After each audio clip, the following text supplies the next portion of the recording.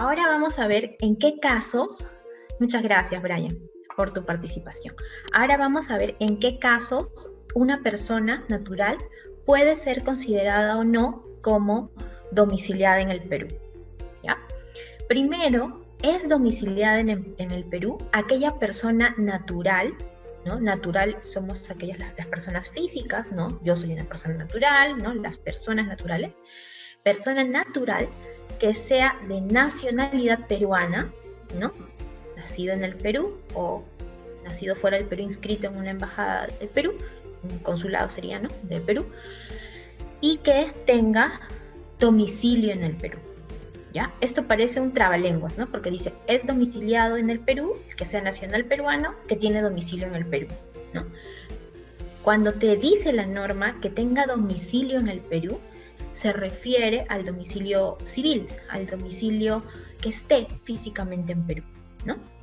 Se presume entonces que un nacional peruano, en principio, es un domiciliado, ¿ya?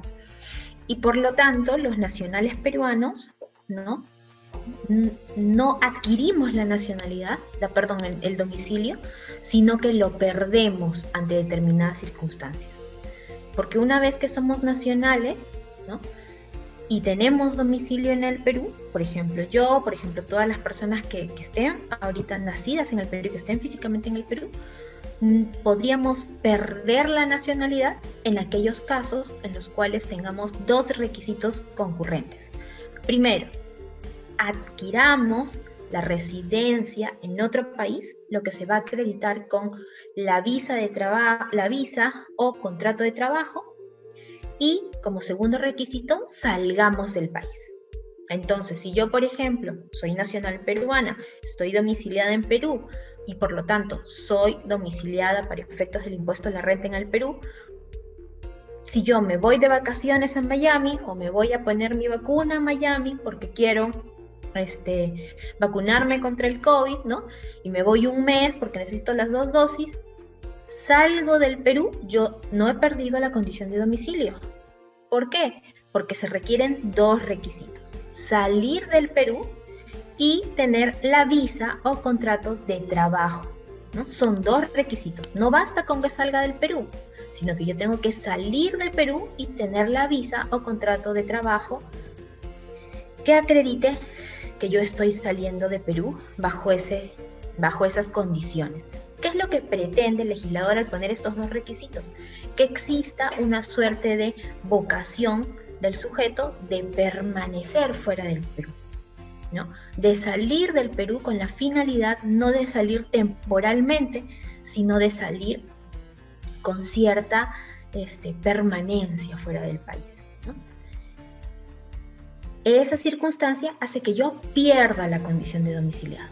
Mientras eso no suceda, si yo solo salgo del Perú de vacaciones, si yo salgo del Perú una semana para hacer mis compras, pero eso no me hace perder la condición de domicilio. Yo voy a perder la condición de domicilio como nacional peruano con esos dos requisitos: salir de Perú y tener la visa o contrato de trabajo con lo que voy a acreditar que soy residente de otro país. Y si yo puedo, de repente me voy de ilegal y no tengo ni visa ni contrato de trabajo, no habré perdido la condición de domiciliado. Y todas las rentas que yo siga generando en Perú van a estar grabadas en Perú. ¿Ya? Entonces, es muy importante tener eso claro. Ahora, ¿qué pasa si yo no soy un nacional peruano? Yo soy extranjero, por ejemplo, un colombiano, un ecuatoriano, un chileno, ¿no? Un español. Yo no soy nacional peruano, soy un extranjero. Por ejemplo, nuestros hermanos venezolanos que han venido al Perú a trabajar en gran medida, ¿no? ¿Qué pasa con estas personas que tienen nacionalidad extranjera? Ellos van a adquirir. ¿Por qué van a adquirir? Porque ellos no tienen el domicilio. Cuando ellos llegan a Perú, ellos no tienen el domicilio, porque ellos son extranjeros. Los extranjeros ganan la nacionalidad, la adquieren. Ellos parten de no tener el domicilio en Perú y adquieren esa condición de domiciliado en Perú cuando pasen 183 días permaneciendo en Perú 183 días, más de 183 días, en un periodo cualquiera de 12 meses, ¿no? Entonces, si yo llego, soy colombiano y acabo de llegar a Perú, el día de hoy yo soy domiciliado, no. ¿Cuándo seré domiciliado? Cuando hayan transcurrido más de 183 días permaneciendo en Perú en un periodo de 12 meses. Pregunta, cuando la norma nos dice 183 días calendario en un periodo cualquiera de 12 meses, ¿se refiere al periodo que comprende el 1 de enero del 2000 de un año y el 31 de diciembre de ese año? ¿O puede ser, por ejemplo, del 3 de marzo al 2 de marzo del año siguiente? ¿O puede ser del 4 de abril al 4 de abril del año siguiente? ¿A qué se refiere con 12 meses? ¿Tiene que ser un periodo de 12 meses ejercicio fiscal o no? ¿Qué piensan ustedes? Perdón. Que puede ser en cualquier etapa de, digámosles, del periodo. O sea, puede ser de marzo a marzo, de febrero a febrero, pero su ejercicio fiscal empieza en el siguiente año. O sea, excelente, como fuente peruana. Excelente. Cuando soy extranjero y quiero contar los 183 días en 12 meses, no me voy a fijar en el ejercicio fiscal, sino me voy a fijar en los 12 meses, que pueden empezar en abril, que pueden empezar en mayo, y recién voy a adquirir o modificar esa condición, o sea, esa condición va a surtir efectos al 1 de enero del ejercicio del año siguiente en el que yo adquirí la condición. Siguiente pregunta. Estos 183 días, ¿tienen que ser seguidos, acumulados? O sea, ¿tienen que ser 183 días en bloque o pueden ser 183 días alternados? Es decir, me quedé en Perú 3 meses, me fui a mi país, regresé a Perú 6 meses más, ¿no? Y ahí adquiero.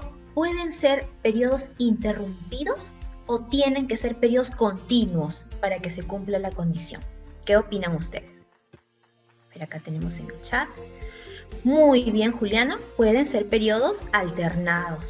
No necesito que sean periodos continuos. Los 183 días pueden ser periodos interrumpidos por lapsos en los cuales la persona se regrese al país. Pero, sumados, el plazo en el que yo voy a contar estos 183 días es en un periodo de 12 meses. ¿Ok? Y yo también como extranjero, luego que gané la condición de domiciliado, la puedo perder. ¿Y cuándo la voy a perder? La voy a perder cuando me ausente del país, cuando permanezca fuera del país durante un periodo mayor a 183 días en un periodo de 12 meses. Es decir, de la misma forma que yo adquirí, de la misma forma voy a perder. No basta con que yo me vaya del país como colombiano, como ecuatoriana, para que yo ya no tenga la condición de domiciliado. No. Tiene que pasar fuera del país 183 días o más de 183 días en el periodo de 12 meses. ¿Qué otras personas naturales tienen la condición de domiciliado? Las personas que desempeñan funciones en el extranjero como cargos de representación, como oficiales u otros que hayan sido designados por el Sistema Público Nacional, ¿no? En este caso no vamos a aplicar las reglas de pérdida o adquisición del domicilio. También las personas jurídicas constituidas en el Perú, y esto alguien me podría decir, pero ¿por qué lo hemos puesto acá? Lo hemos puesto acá porque en la parte de acciones vamos a ver que es importante saber, o dividendos, es importante saber que las personas jurídicas constituidas en el Perú son domiciliadas. Las sucursales, agencias u otros establecimientos permanentes de personas no domiciliadas, ¿no? Perdón. El domicilio solo va a alcanzar a la entidad en cuanto a sus rentas de fuente peruana. Este es el inciso que se refiere al establecimiento permanente.